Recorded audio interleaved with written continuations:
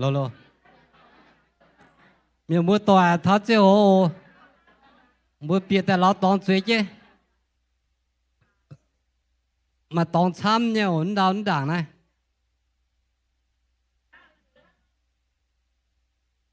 cái on đom thay giờ choáng on anh ấy tu chỉ bơi giờ chung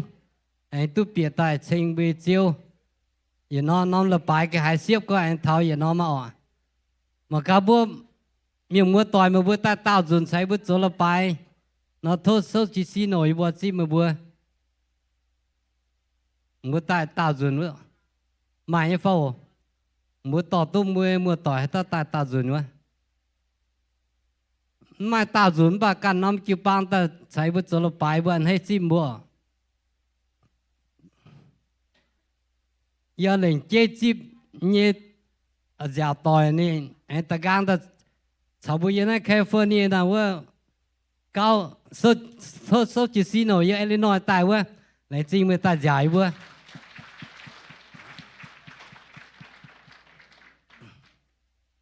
mà cái mà tao em phải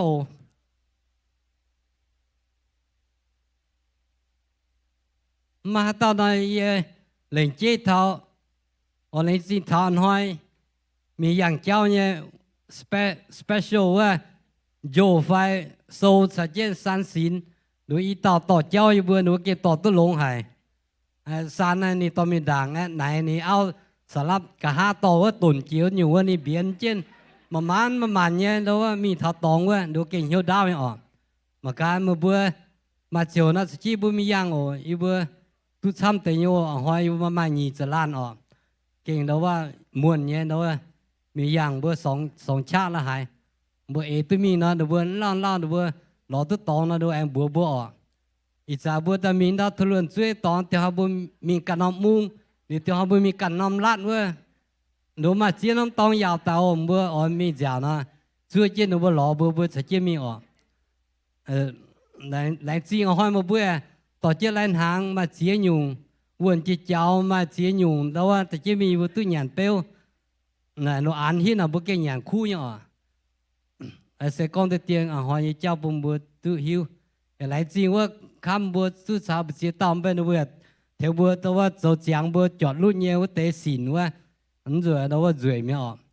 อย่างบัว也中拉สุยถึงจะแป้งเจ๋งว่าเตะเมียมีเก็บปัดหลอมปั่นเตะเมียhoànเรียนชวนเปล่า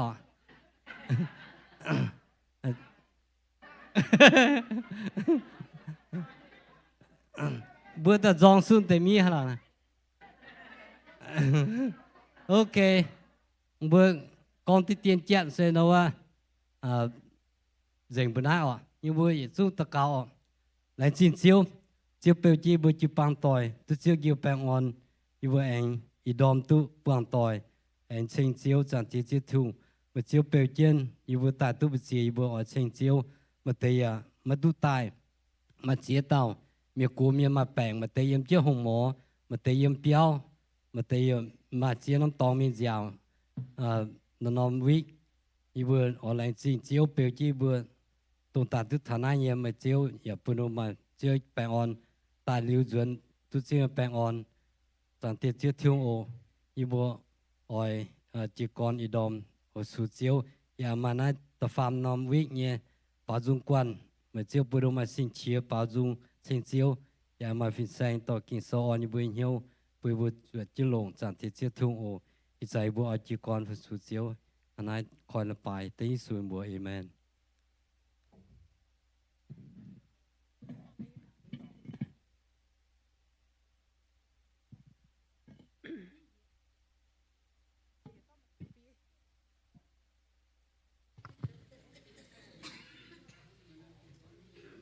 แพงอ่อนอยู่จุ้งเมียนหมัวต่อย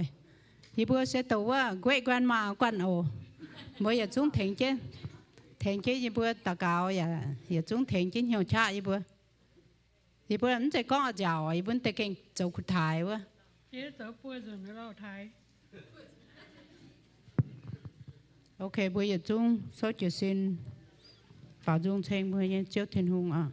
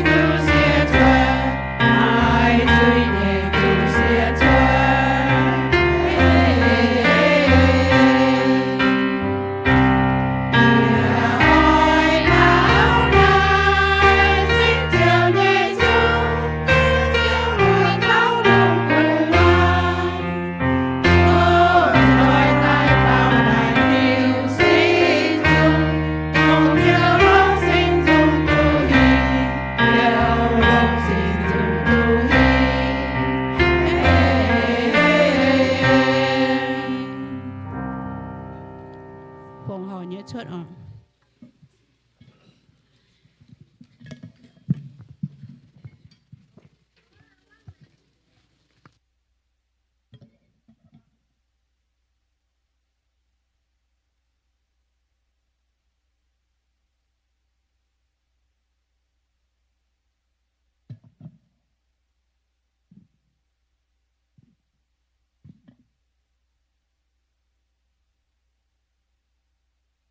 quay xuống cầm hiếu tạc cao phòng họ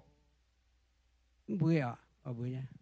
ý bây sang tiết thiên hùng ý bây giờ giê xu thếว่าไม่ติ่งแต่ยันหอยอีป่านหอยอีบุฟุสูมายันหอยบุยสูงกับสุจนาป่าสูงเสียงเจียวถ่ายเจียวจันทาฝงหอกับเหี้ยวฝงหอเจียงโหบัวแรงสิ่งสั่งเตียที่หงสั่งเตียปูนตะเตาเหี้ยวอย่าหายหวังจุหายเจียวว่าอย่าทาฝงหอเจียวอย่าดูว่าป้อฟิล์มป้อเองเนี่ยฝงหอเวทเจอเจ้าเนี่ยกงอีบัวให้เตาเก่าเต็งเจ้าเนี่ยบัวอาเมน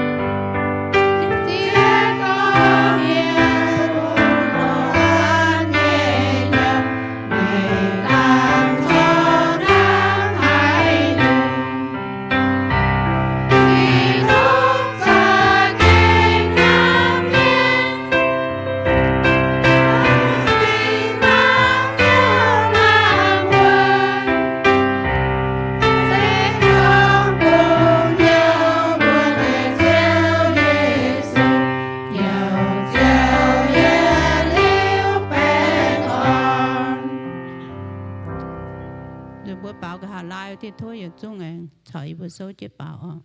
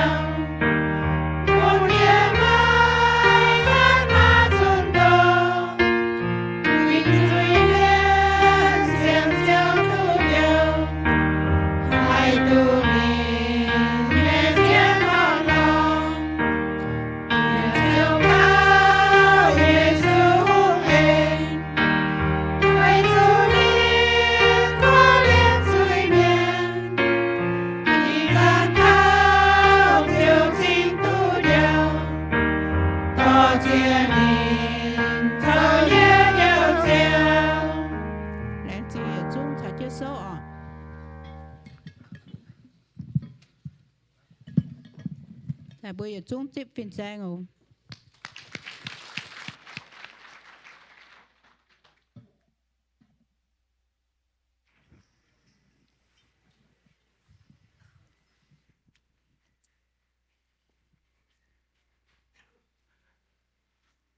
bạn ở đó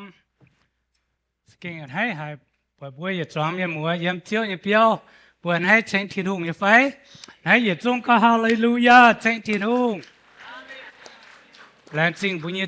chiếu kinh long hay làm chính nó bắt đầu dùng一关thao nó bữa thấy chất piano nhé ở bữa làm chính thiên hùng ở đó chuyện thiên hùng bảo tôi long hay làm chính giờ làm chính mà bữaตรงว่าจุนใจกวนว่าโอมจางตอนว่าจิตตามบัวต่อจุงต่อตุลงหายเยียอันให้หายแต่จริงบัวจางตอนกวนว่าบุกจุนใจเมียนนะว่าบัวจางตัวไฟที่เขาเท่าเนาะบัวหันยันเขาเนาะ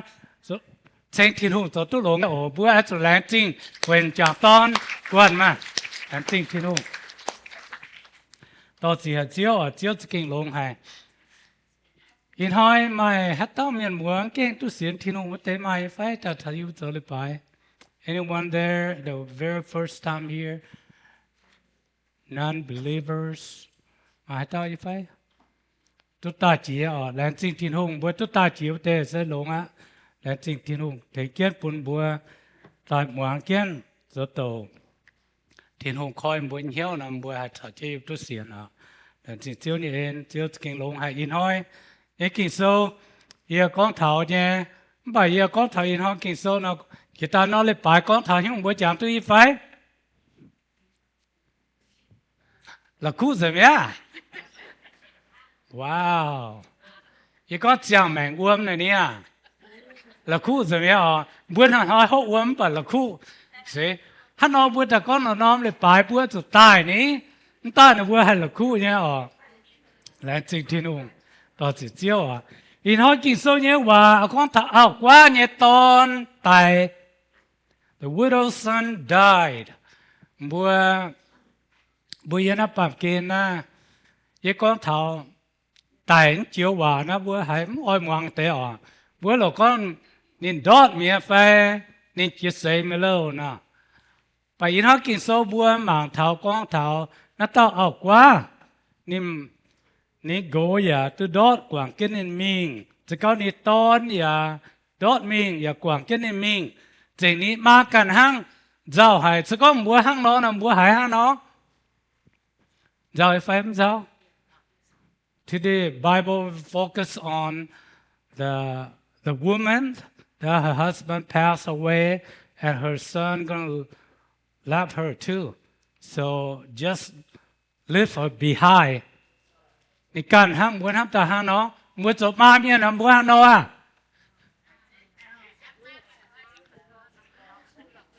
ยี่ก้อนจบมาในยิ้มปะหลวยฟันเจียงเนี่ยสิกูอ่ะกวางแค่มิ่งเนี้ยต้อนกวางแค่บัวมิ่งอ่ะจบมานะบัวหลวยฟันเจียงอ่ะสิไฟ no wrong ฮะโอ้mất dạy hắn nào ô gỗ quảng cho búa minh ton quảng cho búa minh búa chủ cao xiang lống amen amen in họ búa hải kinh sâu cho nó ở búa hải tế nhẹ nhẹ lấy búa ta cao chiếu à là chính thiên hùng ê tọt xỉa chiếu búa in họ yếm chiếu dầm hiền tôi búa sủ như búa chiếu như búa thiên hùng chiếu à thâu chiếu như sinh linh tỏ chi than chiếu như hòa Hoàng nghe chung hạt tiếp tu chiếu như phu hiểm chiếu su kỳ tu bữa tao cao amen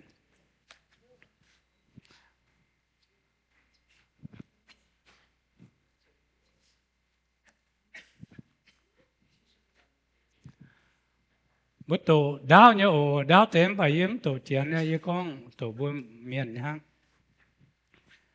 lúc cao sau ta siết trang chỉ yết điểm cả mấy lâu Giêsu em mình thảo nóm bung bùa hiểu na in nên như sẽ có bùa thảo miền tham nhé can chiến mình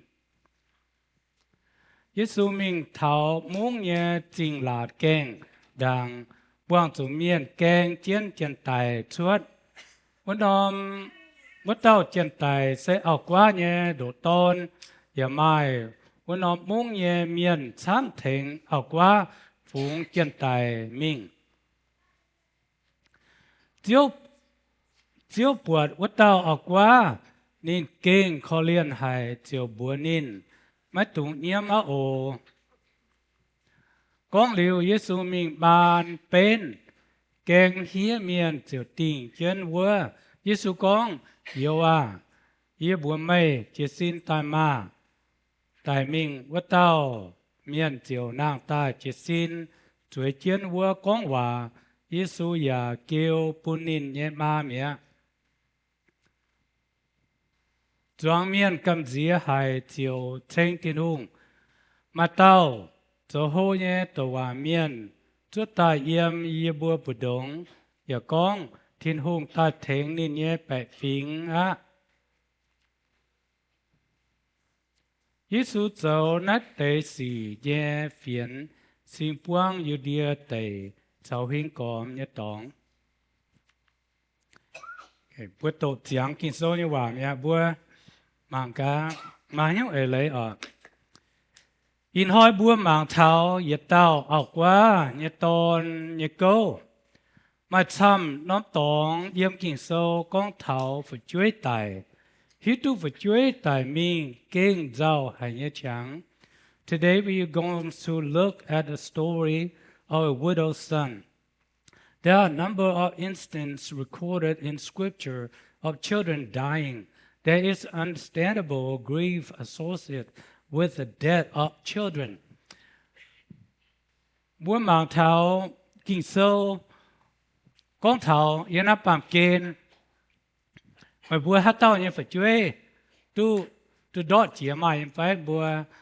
dùng cái tóm hồ đọt mày phải mày ở mà chăm ở ô mà chăm lan yếu sự kinh tối na kinh sâu à hết tu phải chơi sự kinh mày à bố con thảo tập phán phim mà xuất xảy mà quay xảy mới xuyên này phải do you believe that there's a born and die it's follow bố yên áp bàm kên bố mai ta biểu tự đứt nó để cháu là miền chung ở chỗ buông mà tao miền những con thảo nên cho công yếm funeral home mới hít thuốc funeral home phải do you know that biểu nám quá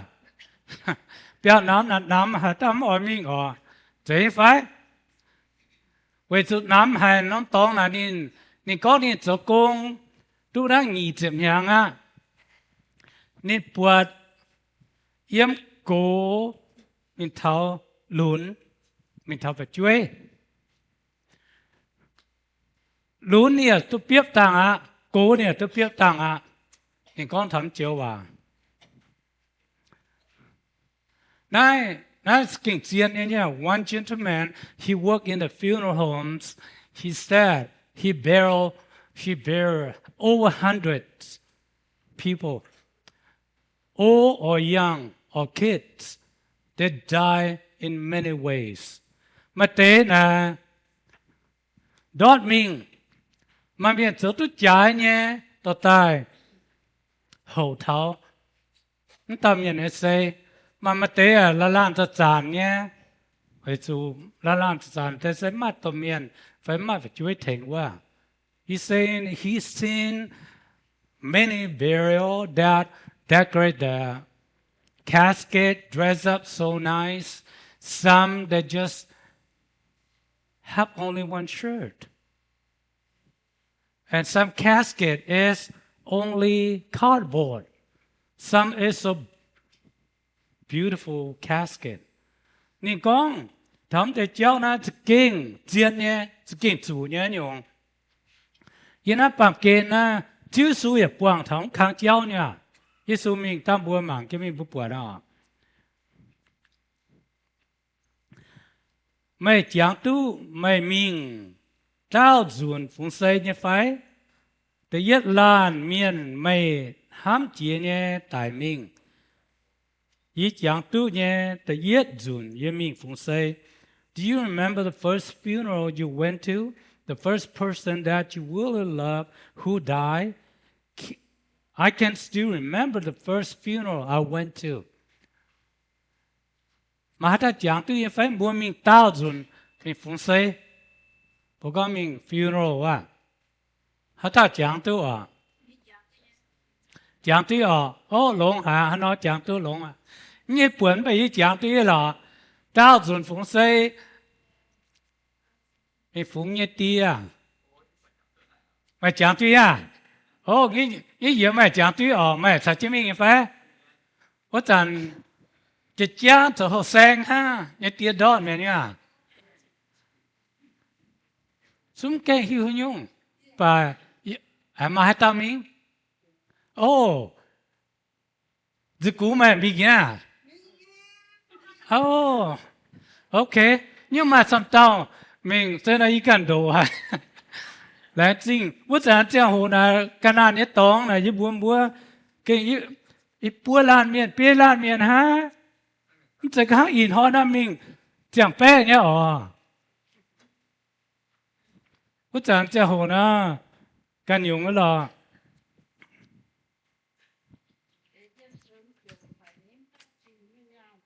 bữa mảng thảo có thảo statistics bữa mảng thảo based on recent demographic estimates bố con thảo tòng tàu như chéo nếu vừa trả tầm mạng na ăn chiên đi ồ cô ăn chiên hao chỉ chiên nhắn tế quả na website ở yên số đó nên con mà miền dân sẽ lụa chiêm mà lo lụa chiêm lan miền dân sẽ nhang nhang ở you see that 65 million deaths per year em ai nhiệt bé lụa chiếm chín mới lo nhiệt bé bé chật chín dân sẽ nhiệt hoi luôn đi à 165 to 180,000 deaths per day chú chín chú bé mới lo xỉa chín bé miền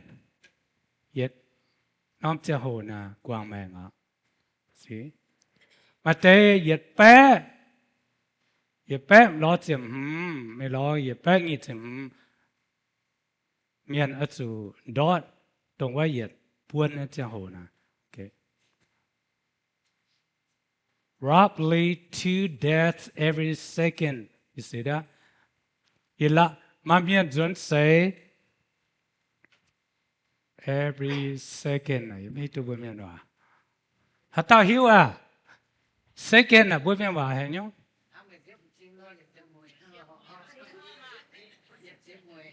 เจ็บมวยoh wow every second บุกเจ็บมวยจริงเนาะokayฮะเนาะป่าบัวก็ every second แต่ว่าบัวหมางนะมองทิศแต่ว่าอีก2 second เนี่ยเจ็บอีจุนโอเคเจ็บอีจุนนะ2 second เนาะต้องบัวจุนชุดใส่นี่ชุดใส่นะบัวเจ็บยังเหมือนสิ่งนะมาสีรามเนี่ยชุดใส่出世别到面，phải别拉面，不一接子呢嘛，别拉面出世啊，贵世嘛一拉好他拿弄地的帮着你咱，出世做出世个啥嘛，那是不忙头的面，有那办见，也教大进口还。ให้จันอย่านานเจียนจุนป้าไม่จางใจอย่าจางโหอย่าให้ตายท้าบัวอย่าจุงไว้จุจุยเนี่ยกงจีนเสตายอย่าจุงจุยเมียน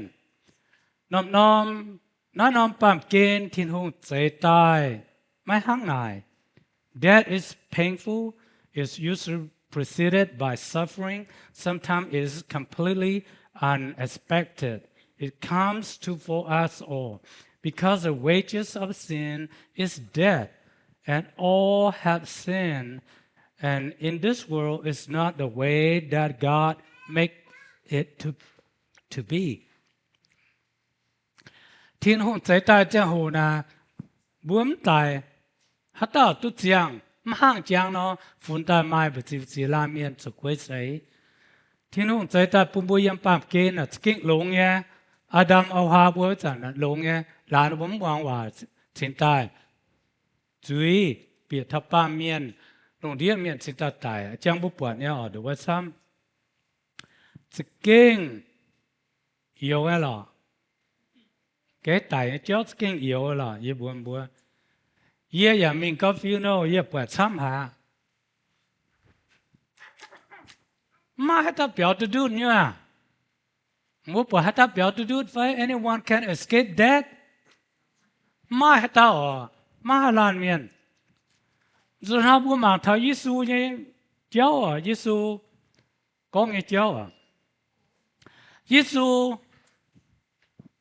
mình thảo nom làng bùa hiểu na in na bùa có na in nom làng Giêsu mình thảo nom làng tội trên là bùa yếm nom làng miền anh kênh chân tài xuất Giêsu cho mình biệt làng của cho kênh chân phụng cái xây xuất you see that Now we focus on the story about Bible. There are two groups of people. One group about Jesus try enter the village. Other group is carry the dead man out the village. You see that? Giêsu quang chủ sẽ hăng nó bố con tại ở tại yết nhung Giêsu buộc giao hải nhé ở qua nên man hiếu khó liền diệu thánh. The compassion of Jesus. The first thing Jesus did was see the mourning woman. His compassion moved him to act. See that? Vậy từ chiếu giúp buộc tên miền kèng chết ở qua nhà tòn suốt nửa làng tôi mi quảng. Chiếu sư buộc liu, chiếu sư sự khó liền. Chiếu sư sự khó liền thảo bùa. You see that? That how Jesus' compassion to those people that are suffering, they're in pain, they're in sorrow, in mourning. Jesus' compassion to them.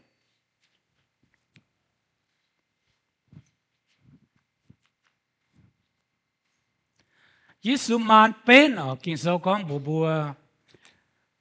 Hai cháu bún miên, mãi chinh dình nhé lời lạt. Giêsu mai tôm cha hình chia tài. Jesus touched the coffin, make a person unclean under the law. Jesus had authority over death. Yên ai kinh sâu bùa bùa. Yên nó vẫn lấy. Yên nó vẫn lấy. Hát tao mi mua chủ kiên tài. Mua chủ liu tài lan miên. Tao miên ma ủi. Cái yên lộ kinh sâu. The Bible clearly states in the Old Testament law, whoever touched the dead person, make that person unclean. Kinh sâu con, sự con bùa ỏi, dình ta hang lỗ nó na, bùa cho chúa lùng đom chúa mình tháo tệp hoàng, but họ đón mình. Phải mai cho to mình tê lỡ hổ, mình dỗ dễ mình. Nên xin ta dình. See, any person that are still under Old Testament law, that you touch the dead person, you're unclean from the morning to evening. Otherwise, you have to wash your clothes and wash your body, then you'll be clean again. That's a yên quân lệ à. Mà Chúa Giêsu nên mà cuốn tế lệ. Chúa Giêsu mình thảo nên man mà bên. Mà bởi thế phải. Chúa Giêsu mình thảo man mà dồ. Nên man mà dồ. See, Jesus, he ignored the law. He just went straight and touched the coffin. Nên hắn nó con. Nên man mà bên. Liệu nên mảng tao. Chuối ở. Phải tải tao tón liệu. Bữa mảng à. Giêsu như hòa mà cha. Kinh số con từ luôn lo từ chết hiểm. Yếu à. Đi bùa mê. Chỉ xin tài mà. Tài quá lan miên. Nàng tài. Chuối chân. Con bà. Jesus' word is powerful. He said, young man, I say to you, arise. The dead man stood up and began to talk. Đấy, bố buồn em phải. Giêsu ấy tôm cha, tôm hạt mà. Nên thầm man bên. Hăng, nếm chủ con, chăm nên con. Yếu à. Mày chỉ xin ta mà. Muốn mang khắp bùi Chúa Giêsu, nín cấp diệt tài, nín cấp diệt là hốp, nín cấp diệt ma ủi. Jesus, he doesn't care about unclean, impurity. He just went straight to coffin and said to a young man, arise. Bữa chẳng tu Chúa Giêsu yêu tụng cha, kinh hên hả? Mà hai ta chỗ tu. ít buổi mình thắp funeral na bố con phụng say tòng cho game na mà chia tàu miền cho bên khỏi choว่าmình mảng yếm kế nhiễm kinh nhiễm tu khâu hả nhiễm man yếm hai chữ xin bố yếm kế nhiễm miền bố yếm kế hai dạo thời gian hiệu môn mà buồn hiểu tu miền nàng ta và chữ su mà tôm cha Isu mà tôm hạt mà look at it so many times in funerals I saw people crying in the coffin say oh my son oh my husband oh my mom they cried but nothing happened but chữ su thỉnh ta ở qua ha chơi con buồn nó ta ở qua đi gối ở đó mía đi tón ở đó là quảng cái này mình đi hà số đi mai làm ham tòng bố con mai làm ham tòng her husband left her and her son gonna leave her too she hopeless she have no hope nín giàu hay đi quên hiếu hay ha chơi là cầm búa ha nó bố con yếm bà mua chàng lô nè hay phải some people answer say I want to live too I want to die mà chỉ to miền hàng nó nếu buồn chẳng ton quảng cái mình phải nói áoជួយquảng cái nó mình nếu buồn mà tới lùi phan xiang mà tới sẽ là quảng mèn mía you see that it's happened bố con bố ba miền này mèn là mà hết tao hay con nha con ô ye chang ye chín hàng ye nắm hết tao chang chín hàng có ye chín như ye bé hàng mai ta xuống mà chang wow no one want to live 1,000 years no one want to live 100 years why rồi tiếng bố mà chang bé hàng câu hỏi mà thế con nó mà chang bé hàng vậy tụi mày bé nó câu hỏi nó sự con bùa hết nên là bùa chang bé hàng em say right if you're healthy and strong you want to live over 100 years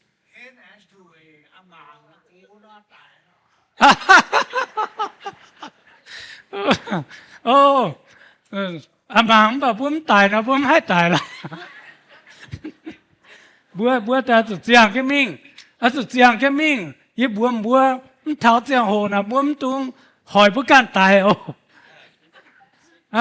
you see that it's not a time for you to go home don't suicide yourself you know that don't do it tháo bữa giang hồ là bữa cho bữa can chỗ tài mình tháo thiên tông cái mà bữa tông mà nó chỗ mà giá hại những cái nhỉ see look at it. Jesus haven't prepared your room your place you die ahead Jesus said you have to wait outside see that nó ye buông tung走không nghe gì chẳng kêu bữa tự giang cái mình thiên hùng bữa giang tốt hai bữa giang đúng quá amen hàng tàu ở qua nên nít kinh mạng lống hả in thôi he had a good life lucky she met Jesus you see that nít kinh mạng lống hay tập quang rồi Giêsu thành nên hiểu nít to nàng tai sự có bữa to tại mình Giêsu thằng nó ta nít hiểu nàng tai nó bữa ha nó anh hay có nên có some hay give up qua mình sự kiện anh hay có phùa sự kiện anh hay bữa làm chính bữa như chiếu su cho bữa hong cái gì yếm kỳ số bữa thảo bữa nên con Giêsu hiểu ta to nàng liệu hắn nhung ta phải này con và sinh quang dình sinh bữa hay phải miền Nam cầm gì hay ya chen thiên hùng Giêsu cho nát cái gì nhé phiền sinh quang Judea tây cháu hiến còm nhé tòng the work spread out geographically. So the crowds responded with fear and praised God. This news about Jesus spread throughout Judea and surrounding country. See? Giêsu mình tao quang dình sự con bùa xiên lưu Giêsu bùa mắm khu yếm Giêsu sọ bùa lồng tai bùa họp tụt sáng thiên hùng thế. Giêsu sọ bùa lồng tai bùa là khu mình có nó giết ta dần có muốn đi lồng tai nè mà tới con này anh thế không lẽ nào that's fine đó bùa Giêsu sọ bùa lồng tai bùa sự con bùa miên giết trên đàng giáo khích trả đố mía chỉ rằng có muốn rằng con đã thế mà in hỏi mấy quảng mía see có muốn đi à see that bữa tụi cháu chính kín à sẽ con lồng ta sẽ sinh khô hàng nó bữa hay Giêsu cho ta tôn phải hiểu ta tôn nào ta nếu bữa khu phiền mình bỏ liu ta sinh buông rồi Giêsu mình tao bữa yên ai bữa chủ con à bữa chủ con yên ai yêu mà nó lại pa tông yên ai mấy bữa chủ tai bữa cuốn tai bữa chủ hải thiên hùng phiền à hải Giêsu phiền à coi miệng anh hiểu à mới hiểu phải kinh số bữa mà chia dồn Giêsu bữa bữa chiang kinh em pa cái những vấn hiểu tài mới hiểu như phải you see that Then even Jesus see the human still living, but your soul is dead. How nó thiếu số ta con bùa ở chỗ phiên tài. Không phải quên cho mấy miền nào kinh số con ở bùa.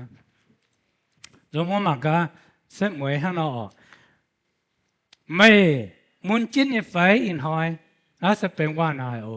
muốn mong lôngโอmày muốn chiến như phải in hỏi mày mà giàu cuốn khâu phải are you hurting today have you suffered deep sorrow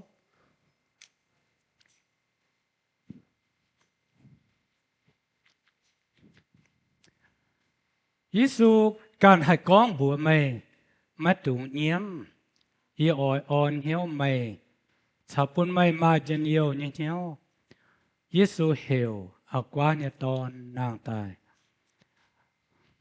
Only Jesus can say to you, do not weep. I will give you comfort and bring joy to your troubled heart. Jesus raised the widow's sons from the dead. See that?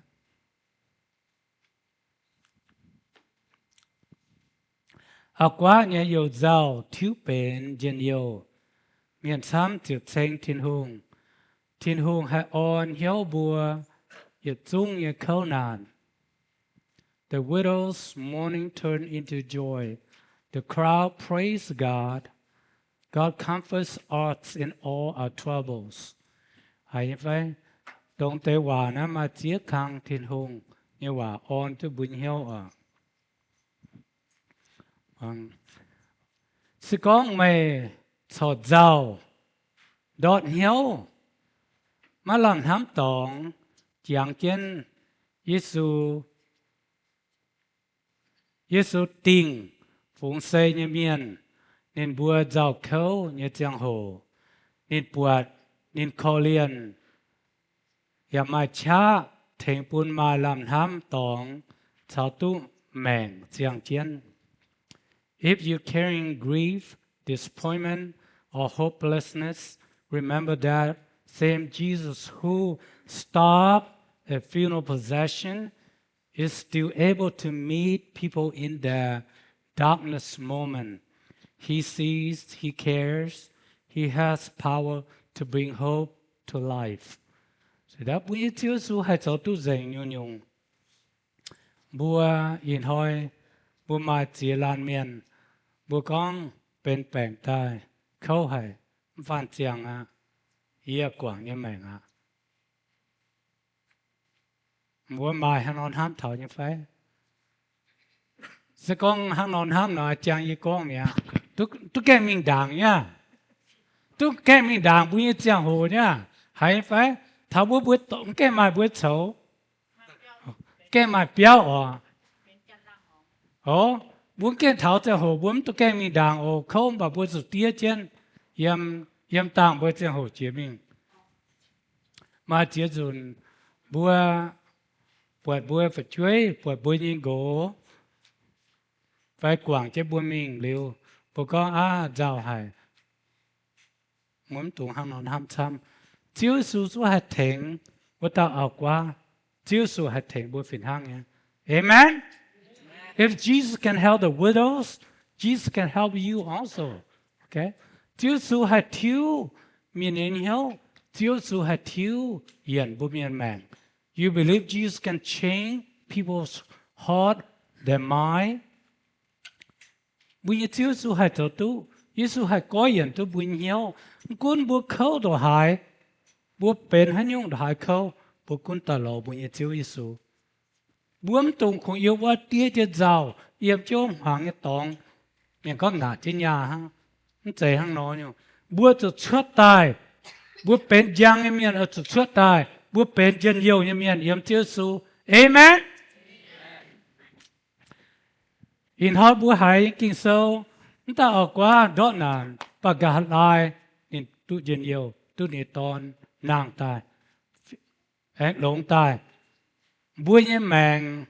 mèn trình đàng bùi đại khâu rằng bùi tu Giêsu có yên bùi hiếu tài bùi tu đại diện yếu đó anh thấy trình đàng bùi buen giom in hỏi bùi buen tu giom trình đàng bùi giàu in hỏi bùi giàu you see that your past life you worry and sadness Jesus can change your life and give you blessing so many times you worry you can't sleep well, maybe Jesus change your life, give you peace and joy. You know, mà hai tao ở tu nói nhung bèn on phải, mà hai tao ở tu nhung dễ điều phải, mà hai tao không can tu tiếp Giêsu sống bữa chiếu phải. Anyone hears you need Jesus? You need Jesus, okay? Jesus can give you peace. Jesus give you joys. Jesus can give you happiness. Bữa hai bữa in hỏi bữa hai kinh sâu này thỉnh tới bữa như phải amen mà ta bữa hai anh thấy như phải anh thấy sinh bữa sinh thiên hồ số chỉ xin ta bữa thỉnh cái tất cả ồ mà ta giàu quần hiếu đốt hiếu quên giòm khâu nàn bữa ta khảo bữa chiếu su có ta nhiều cái nan hiền cút ta yên ai giờ bún bữa hít quần giờ mà thay kinh sâu is bết sang oh, mà thay cái, yeah, cái hà lai, hắn làm tòng bè, nhìn bể yểm bè, nhìn con thảo chỉ con hát tao, khâu nhiều cái nan hiya, quân tài này, giờ bún bùa hít quần, chỉ con bùa mà hiu bèn, khâu nàn, bùa, cho phụng bùn bùa nhiệt chiếu thiên hùng, ở thành bùa, cho bùa cái này bùi, cho đum tàng đó cái đi đâu, ở cho bùa yêu giàu yếm gong, cho quảng mình. Nè bún bèn on bùa bún chân yêu bùa mà để ba bèn chính chẳng chết ồ bún tục quậy bùa thiên hùng bùa chiếu thiên hùng ham hay bùa cuốn bùa mà hiu bèn bùa bùng hiu bùa chiếu bùa ta cào thô nên sự thành hăng ta ở qua nó nên tòn tài mình nên làm ham tòng bởi quang chủ Giêsu thành nên bùa này tu chân yêu ta sẽ kinh anh hay hảo bùa làm chính bùa chiếu bùa cảm hiểu tất cả ồ chiếu yêu là chính yêu bất thiên hùngต่อchỉ hay yêu bất chiếu in hỏi bất tu bát thảo chiếu Giêsu thèn thảo tao ở qua nên đốt đàn nên chẳng hồ nên khâu nên chẳng hồ nên lâm khảo nên chúng kén cái nên tòn mình quảng bà quảng chủ chiếu Giêsu chúng khó liền tao ở qua thèn tao ở qua hiểu ta ở qua như tòn anh nàng tài buôn thảo nè mà nè hiểuจะเก่งchúng tòn tài mẹ bà